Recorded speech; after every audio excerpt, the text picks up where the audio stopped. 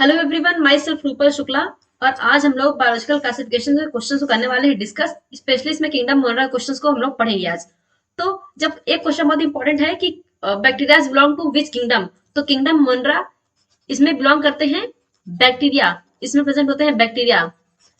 सो जितने बैक्टीरिया होते हैं वो किंगडम मोनरा के अंडर आते हैं। So question number first, Aristotle classified the plants on the basis of their morphological characters and categorize them into। तो उन्होंने प्लांट्स को क्लासिफाई किया गया था तीन में, हर्ब्स, shrubs एंड ट्रीज में। तो करेक्ट आंसर है option A, trees, shrubs and herbs. Question number second, who propose two kingdom system of classification and named kingdoms as Plantae and Animalia. Two kingdom system of classification था, उसे दिया था Carolus Linnaeus ने। Carl Woese ने 3 domain दिया था। R S Whittaker ने 5 kingdom दिया था, 5 किंगडम क्लासिफिकेशन। और हर्बर्ट कोपलैंड ने दिया था 4 kingdom classification. Question number third, which of the following characters serve as the criteria for 5 kingdom system of classification proposed by Whittaker. तो इन्होंने दिया था on the basis of cell structure, ये भी करेक्ट है। Body organisation and mode of nutrition, ये भी correct है। रिप्रोडक्शन एंड फाइलोजेनेटिक रिलेशनशिप, तो यही पांचों जो है मेन कैरेक्टर्स हैं जिनके बेसिस पर क्लासिफाई किया गया था 5 किंगडम क्लासिफिकेशन को। तो correct answer option D, all of the above.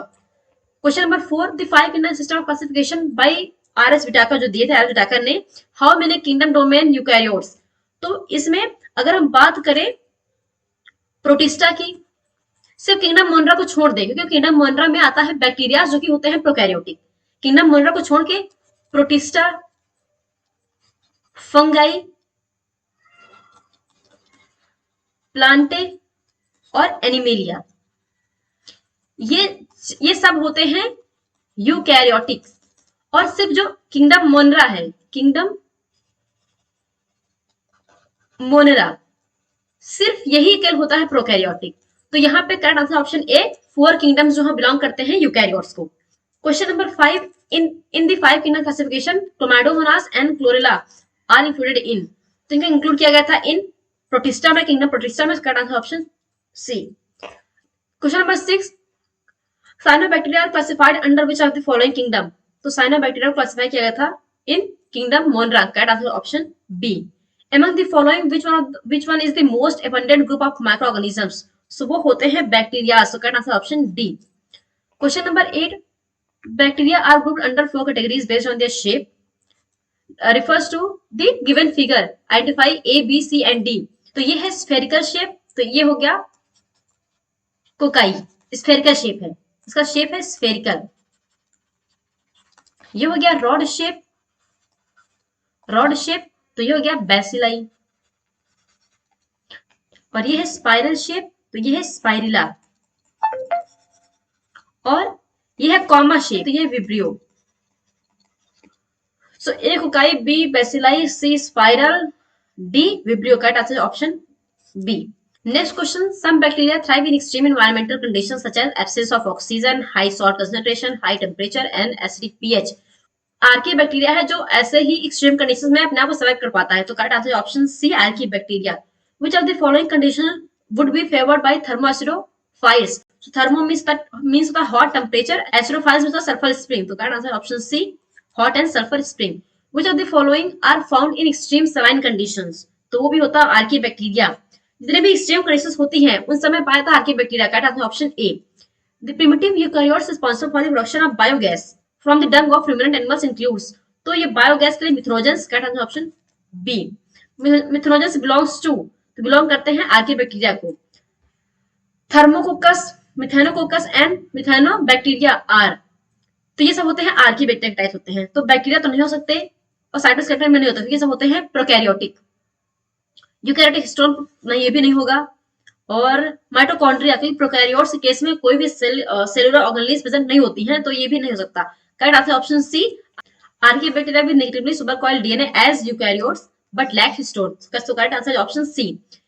Eubacteria includes, तो इसमें आते हैं blue green algae and bacteria. Blue green algae को कहा जाता है cyanobacteria.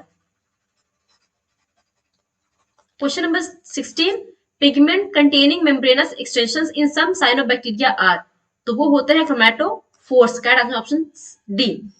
Question number 17, the cyanobacteria are refers to as, तो हमने ऑलरेडी बताया blue green algae. In cyanobacteria which of the following is present. तो साइनोबैक्टीरिया में प्रेजेंट होता है chlorophyll A, That answer is option C. Question number 19 includes blue green algae which have chlorophyll A. तो present होता है cyanobacteria में, means blue green algae में, और ब्लू ग्रीन एल्गी आता है in case of photosynthetic autotrophic bacteria, क्योंकि ये करते हैं नाइट्रोजन फिक्स, नाइट्रोजन फिक्स करते हैं इसलिए वो कहते हैं photosynthetic autotrophic bacteria. So correct answer is option B. Specialised cells called heterocyst are present in. तो प्रेजेंट होता है इन केस ऑफ साइनोबैक्टीरिया, या कह सकते हैं ब्लू ग्रीन एल्गी. इसमें और भी कह सकते हैं, इसका जो एग्जांपल है उसे कहते हैं nostoc. Some of the cyanobacteria are fixed atmospheric nitrogen in their specialized cells called, उसे कहते हैं heterocyst. Correct answer option B. Question number 22 identify the diagram of heterocyst. तो ये है ये वाला हेटेरोसिस्ट का डायग्राम, उसका आंसर ऑप्शन ए. ये है लीशमैनिया, ये है लीशमैनिया, ये है पैरामीशियम, और ये है mushroom. Next question, given figure is of a filamentous blue green algae, identify the algae and choose the option that is correct. A, B, C in the figure. तो B है heterocyst, C है mucilaginous layer,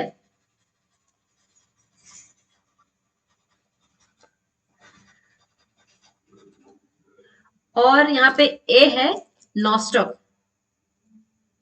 ये है diagram of nostoc. या फिर कह सकते हैं ब्लू ग्रीन एल्गी, या फिर कह सकते हैं साइनो ब्लू ग्रीन एल्गी. ये बीच में लाइन नहीं है. और या फिर कह सकते हैं इसको साइनोबैक्टीरिया में, साइनोबैक्टीरिया में. So correct answer is A Nostoc, B heterocyst, C mucilaginous seed. Correct answer option D. Nostoc एनामेरा बिलोंग्स टू, तो बिलोंग करते हैं साइनोबैक्टीरिया को. Which of the following is a phototrophic bacteria? तो वो होते हैं नॉस्टॉक. का option A. Identify the level A, B, C and D. ये ए है सेल वॉल, बी है प्लाज्मा मेम्ब्रेन, सी है डीएनए, और डी है इनमें हो रहा है फिजन, कहते हैं binary fission. Binary fission. Correct answer is A cell wall, B plasma membrane, C DNA. Correct option B. Question number 27. Which of the following bacteria play an important role in the recycling of the nutrients like nitrogen, phosphorus, iron and sulfur? तो वो होता है chemosynthetic autotrophic bacteria. का answer option B. Oxygen is not produced during photosynthesis by, तो नहीं होते हैं case of green sulphur bacteria. का answer option C. Citrus canker is a, तो होता है bacterial disease. Question number 30. Which among the following are the smallest living cell known without a definite cell wall, pathogenic to plants as well as animals and can survive without oxygen? तो वो होते हैं mycoplasma, क्योंकि यही होते हैं इनके पास सेवा नहीं होती है, ये होते हैं पैथोजेनिक. और इनको कहते हैं पीपीएलओ भी कहते हैं, पीपीएलओ. अभी jokers of the plant kingdom, jokers of the plant kingdom कहते हैं इनको. तो साइज तो बहुत ही स्मॉल होता है. Last question, mycoplasma classified under which of the following kingdom? तो kingdom Monera. So correct answer option C. So this is the end of the video. If you like this video, please like, share, subscribe to my channel. Thank you.